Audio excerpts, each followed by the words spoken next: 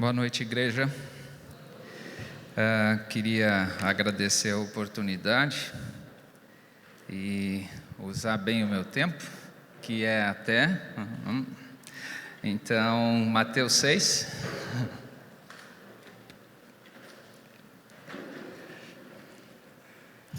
O pastor, então, me fez o convite de falar hoje e eu perguntei algum direcionamento e ele falou que estava desenvolvendo um tema de nosso dia a dia, de caminhada com Deus, e me veio ao coração então a oração para todos os dias, em Mateus 6, versículo 9.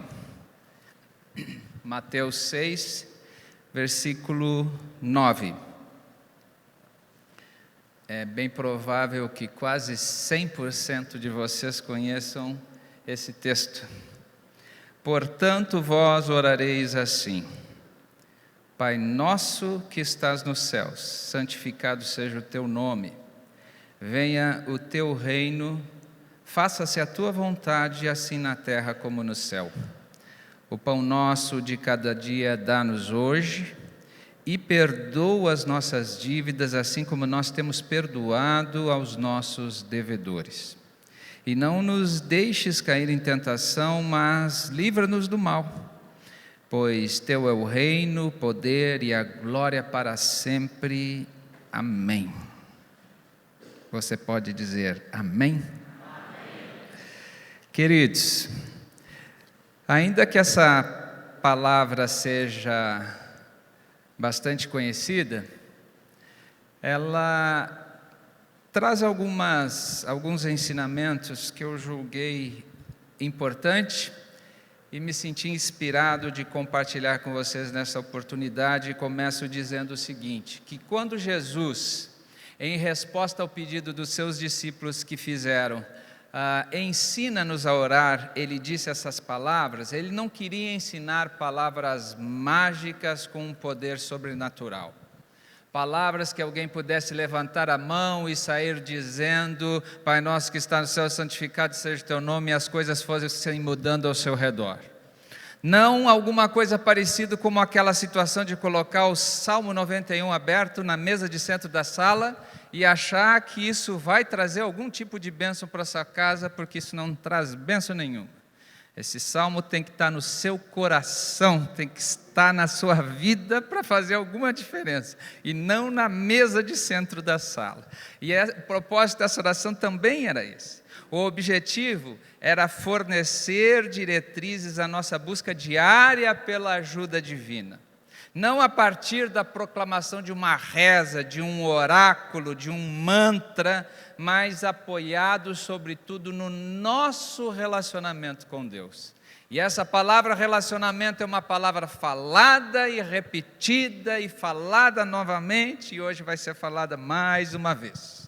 E essas palavras então de Cristo aqui nos levam ao relacionamento adequado com Deus, à medida que me conduzem a percepções e entendimentos que mostram quem é o Deus para quem eu oro, qual é a sua vontade para a minha vida e como eu devo me aproximar dele através da oração, para então a gente receber dele, ou poder receber dele, aquilo que a gente necessita. Então, essa é a minha introdução, e para os alunos de homilética do pastor Valmir, a oração interrogativa desse sermão é: então, qual o significado do Pai Nosso a respeito da oração, ou quando a gente fala de oração? Quais são os ensinamentos que a gente pode extrair daí? Primeiro, a oração do Pai Nosso ensina a enxergar a face paterna de Deus. Porque o Pai Nosso começa dizendo assim: Pai Nosso que estás no céu. Amém? Preste atenção, no Velho Testamento, o povo perdeu o relacionamento com Deus e se prendeu a rituais. Deus se revela a Abraão, o separa e purifica dali uma família e uma nação, entrega a palavra e o povo se perde no meio de um ritual que se torna vazio e longe de um relacionamento sadio com Deus, a ponto das pessoas se prenderem tanto a isso que o próprio nome de Deus se perdeu nesse processo. Porque hoje nós falamos que o nome de Deus em hebraico é Iavé, mas na verdade não se sabe qual é a pronúncia correta do nome de Deus, porque no hebraico não existem vogais, e o nome de Deus em hebraico é JH, que seria qualquer vogal, V e H, que seria qualquer vogal. E o povo na sua religiosidade, no extremismo de não poder nem dizer o nome de Deus, acaba perdendo a pronúncia desse nome ao longo de uma história, e isso serve de ilustração para nós, para ver o quão distante de um relacionamento com Deus esse povo ficou, e para também trazer o impacto que essa oração causa ao chegar aos ouvidos desse povo, quando um povo extremamente religioso, mas preso a rituais, ouve Jesus dizer assim: quando vocês orarem, vocês vão dizer assim, Pai Nosso, mas é nossa, porque o povo não conseguia enxergar Deus como Pai. Na verdade, a maior revelação que Jesus trouxe a respeito de Deus é exatamente essa, que Deus é Pai. E por isso, quando você lê o Novo Testamento, você percebe que os judeus se escandalizavam quando Jesus chamava Deus de Abba, de Pai, porque eles não aceitavam. No Velho Testamento, as pessoas não conheciam a Deus como Pai, nesse relacionamento familiar. E Deus era Pai de uma nação e se relacionava com o povo, mas não individualmente. E Jesus, quando questionado pelos seus discípulos, ensina-nos a orar, Jesus começa exatamente por aí. Saibam vocês todos, quando orarem, comecem dizendo assim: Deus é Pai. Amém? Ele é Pai. Eu preciso iniciar a oração a partir dessa percepção de que Deus é meu Pai. E se Ele é Pai, Ele participa da minha vida. Ele conhece a minha história. Ele se importa comigo. Ele tem desejos a meu respeito. Ele chega a trabalhar pelos seus filhos, como diz Isaías 64:4. Eu tenho que começar daí. Você pode dizer amém? Amém. Ele é Pai. Deus é Pai. Mas não para aí. Ele é nosso também. Ele é Pai meu e da mesma forma é Pai de você. Ele não privilegia um em relação ao outro. Ouviu isso? Todos os filhos de Deus são filhos prediletos dele. E porque ele é nosso e não é só meu, eu não devo pedir algo que prejudique alguém. E nas situações em que apenas uma parte seja favorecida, é Deus que deve fazer o que é melhor e na sua ótica, porque ele é nosso. Amém? Será que você tem fé para acreditar nisso? Porque a gente precisa se diz muito da fé para acreditar no contrário. Não, eu vou orar a Deus e Deus vai me dar o que eu quero. Não, precisa muito mais fé para orar assim: Deus, se Tu quiser, eu quero. Porque eu sei que bem pode ser que o meu vizinho, que não vale nada, esteja precisando mais disso do que eu mesmo. E eu tenho fé para acreditar que Tu vais fazer o que é melhor. Amém? Se Ele é nosso, me abre a possibilidade de interceder pelos meus irmãos. Porque Ele é nosso Pai, é meu, é Pai do pastor, é Pai de todos. E eu posso chegar para Ele assim: ei Deus, sabe o outro filho ali? Ele está precisando de uma forcinha. e eu posso orar por ele. Ele é Pai, e Ele é nosso, e Ele está no céu. Quando diz que Deus está no céu, fala de um pensamento superior, de um Deus que entende e que deseja, e que não precisa de detalhes. Ele está no céu, quem está na terra sou eu. Deus está no céu, amém? Ele não precisa de muita coisa. Eu posso seguir nesse relacionamento com simplicidade, porque Ele é infinitamente mais poderoso para fazer muito mais além e abundantemente daquilo que eu peço ou oro a Ele, ou penso, diz a palavra, amém?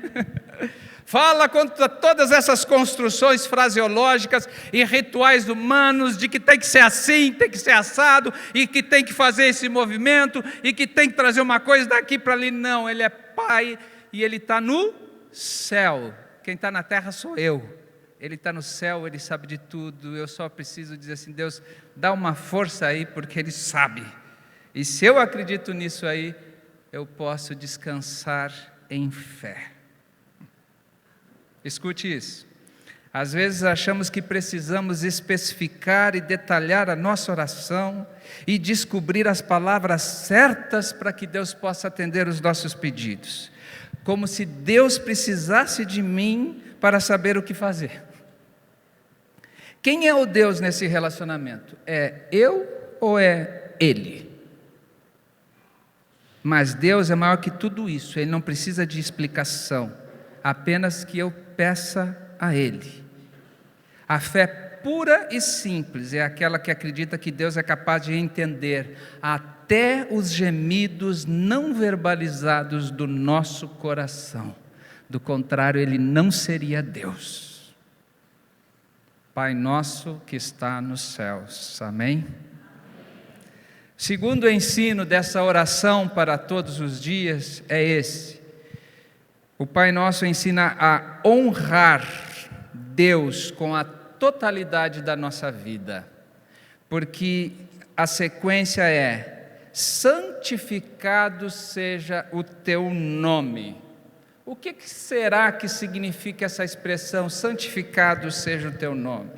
Escute, não é fazer Deus mais santo, porque é impossível, mas dar a Ele a reverência que a santidade dEle merece. Você consegue entender a diferença?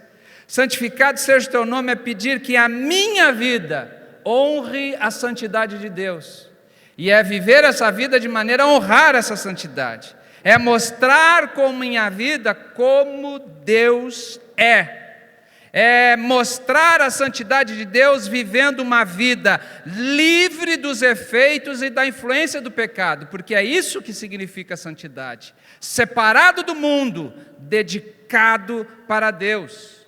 Você pegou isso? Mostrar com a minha vida um Deus santo, cheio de amor e livre da maldade do mundo. Santificado seja o teu nome é pedir que a totalidade da minha vida revele às pessoas quem é o Deus que eu sirvo. Porque quando o meu coração amar como Deus ama, santificado foi o seu nome. Quando a minha bondade manifestar a bondade de Deus, santificado foi o seu nome. Você pode dizer amém? Então que Deus tenha isso na nossa vida e que a totalidade da nossa vida possa então santificar o seu nome. O terceiro ensino do Pai Nosso é esse: ensina a reconhecer que a vontade de Deus é o melhor para a nossa vida. Isso tem que estar no nosso dia a dia. Venha o teu reino e seja feito a tua vontade. O que a palavra reino te lembra? Ou lembra você? Lembra? Rei e súditos. E aqui, venha o teu reino, é um convite para Deus ser rei da minha vida. Eu quero me submeter a Deus e fazer a sua vontade.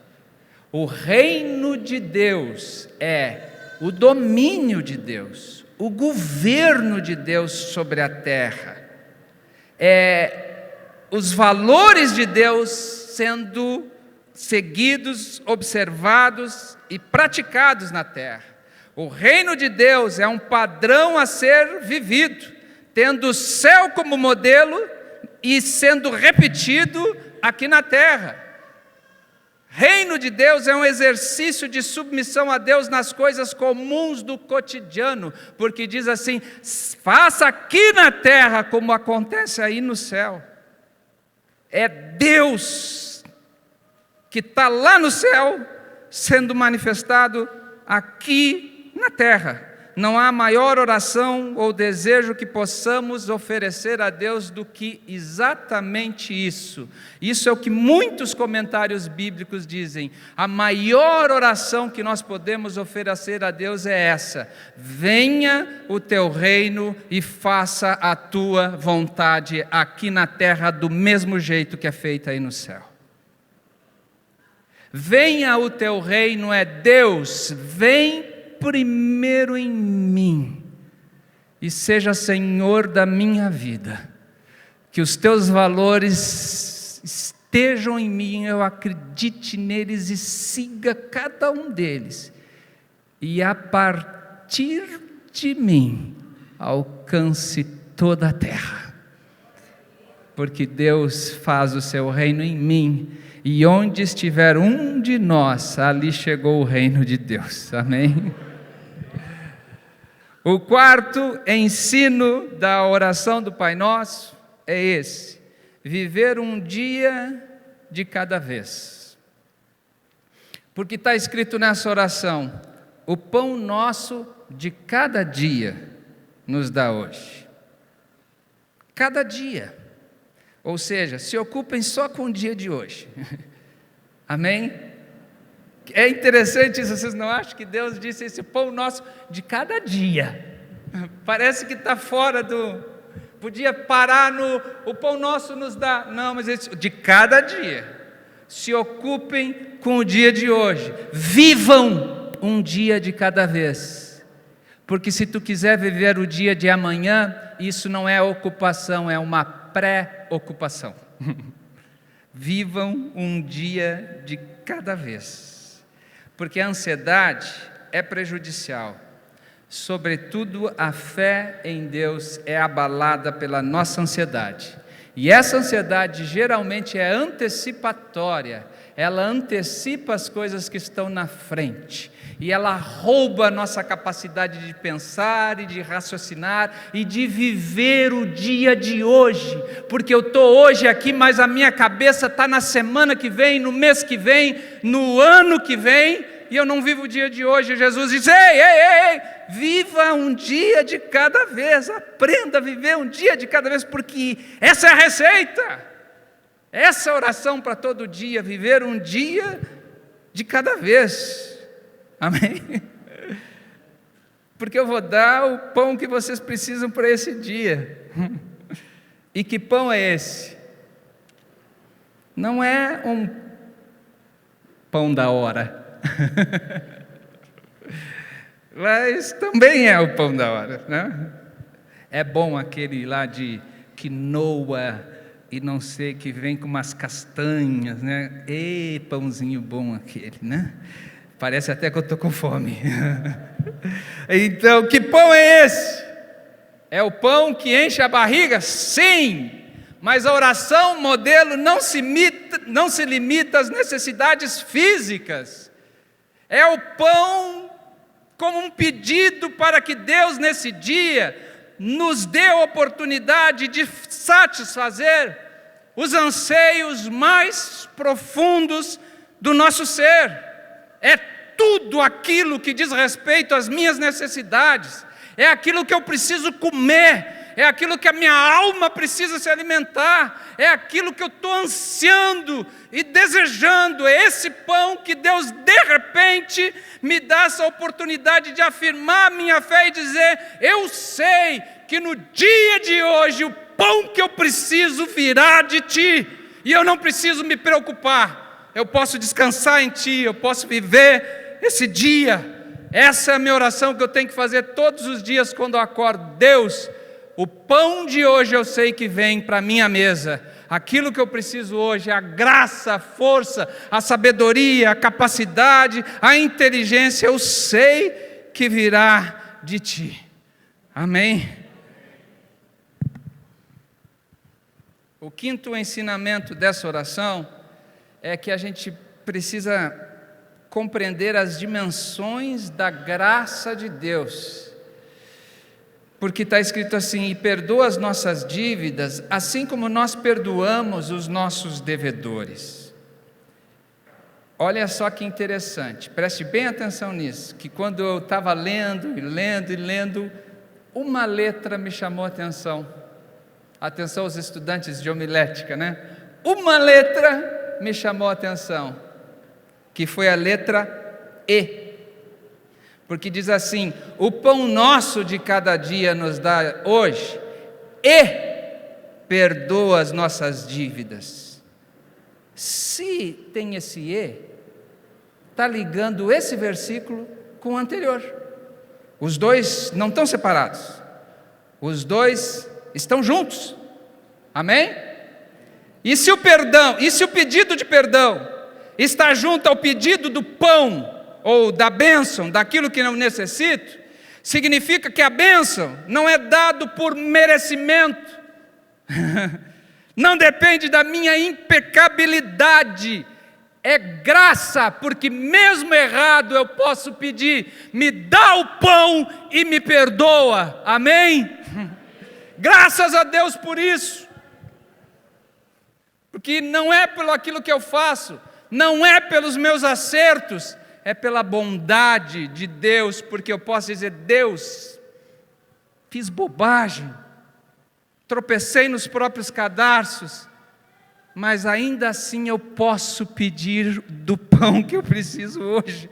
Graças a Deus, isso é graça de Deus.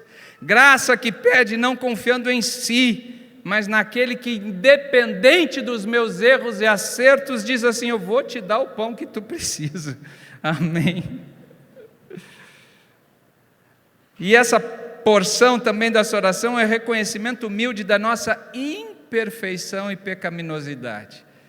Eu não sou perfeito, e não sou exemplo para vocês de pessoa que faz coisas certas. Não sou e não me faço ser. Quem me conhece sabe que eu não escondo nada.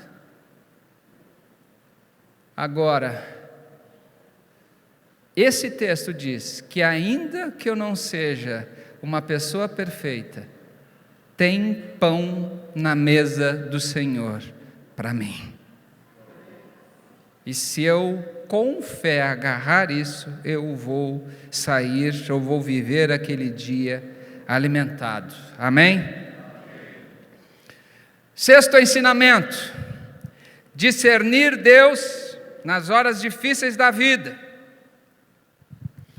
Aonde está isso? Naquela partezinha lá: não nos deixe cair em tentação.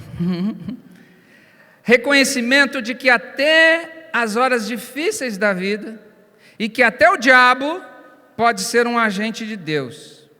É Deus quem autoriza ou permite as tentações, conforme Tiago 1,13. E lembro vocês que a palavra tentação é a mesma para provação. Então, quando diz não me deixe cair em tentação, também está dizendo não me deixe cair em provação. É Deus quem autoriza ou não as provas que vêm sobre a minha vida. E quando essas provas virem, eu tenho que discernir aonde Deus está nelas. Você entendeu isso?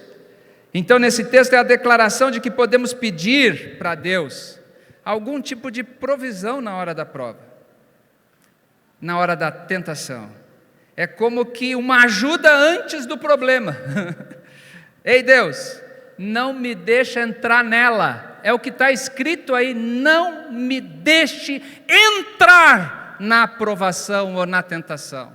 Em outras versões mais antigas: não me leve para a tentação, não me conduza às tentações. Eu posso pedir: Deus, me ajuda aí, porque eu sei que as tentações, conforme 1 Coríntios 10:13, fazem parte da história humana, mas que Tu, junto com a tentação, me dá a provisão que eu necessito, no mesmo versículo de 1 Coríntios 10:13. Você entendeu isso? Discirna a Deus aí, mas como que dizendo: me impeça de continuar um caminho que me levará à aprovação, Deus.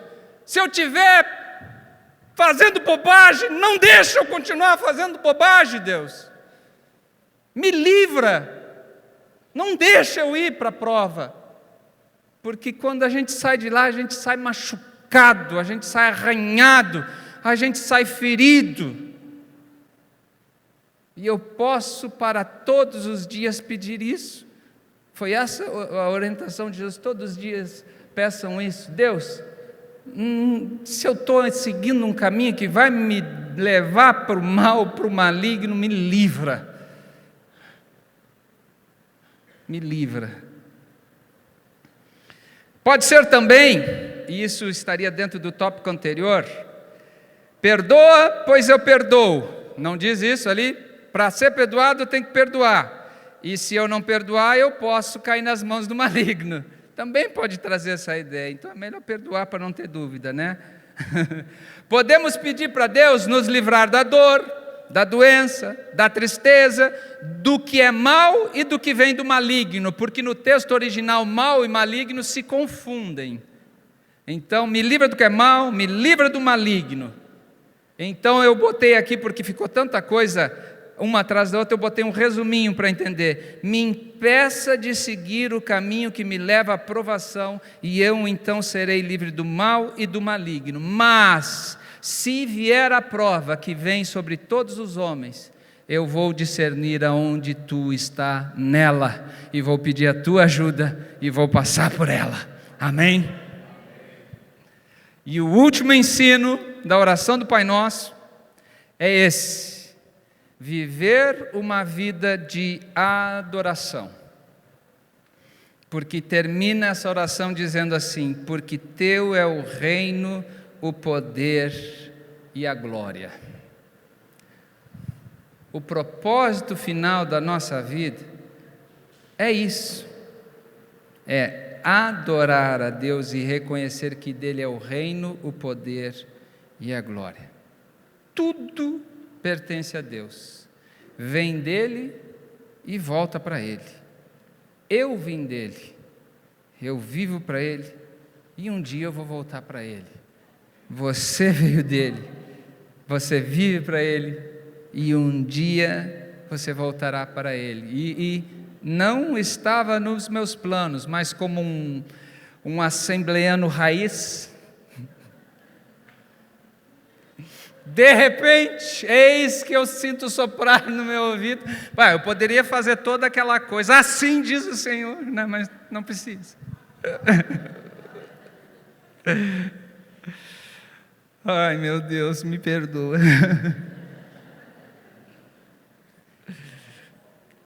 Se a minha vida é para Deus, então viva bem. Viva bem. Seja feliz. Viva com alegria. Se contente com aquilo que Deus lhe deu. Pare de reclamar das coisas. Qual é o pai que gosta de estar na casa ou na presença do filho que só sabe reclamar? Esse foi o assopro que veio aqui, não estava no meu esboço. Então, como diz a Bíblia, para quem servir esse chapéu, que sirva. Não está na Bíblia, mas poderia estar, pastor. Não tá. Esse hino de oração que termina a oração do Pai Nosso ensina algo fundamental fundamental às nossas orações e que encerra em si um significado que sustenta tudo o que a gente está refletindo até agora. É como se Jesus estivesse dizendo para nós algo que não pode fugir da nossa percepção quando a gente ora a Deus. O que é isso que Ele está dizendo? Fique em pé para ouvir. Feche os seus olhos, mas abra o seu coração. O que é que esse último hino, essa doxologia, o que fala aí? Porque teu é o reino, o poder e a glória. Jesus está dizendo para nós o seguinte: Deus é Rei soberano. Ele exerce o domínio sobre todas as coisas. Ele tem o controle de tudo. Está dizendo também que Deus tem todo o poder. Não há nada que possa impedir a sua vontade. O poder de Deus não conhece limites, apenas os próprios limites da sua vontade. E diz ainda que Deus é soberano. Ele é Senhor absoluto sobre tudo e sobre todos. Ele tem o controle de todas as coisas. Ele é o regente do universo e nada acontece à parte do seu poder e da sua vontade. O cosmos anuncia a sua glória e o seu poder, diz a Bíblia. E por fim diz ainda que eu vivo para Deus. O propósito final da minha vida é exatamente esse: viver o meu dia a dia para Deus, até que chegue o dia de eu voltar para Ele. Amém?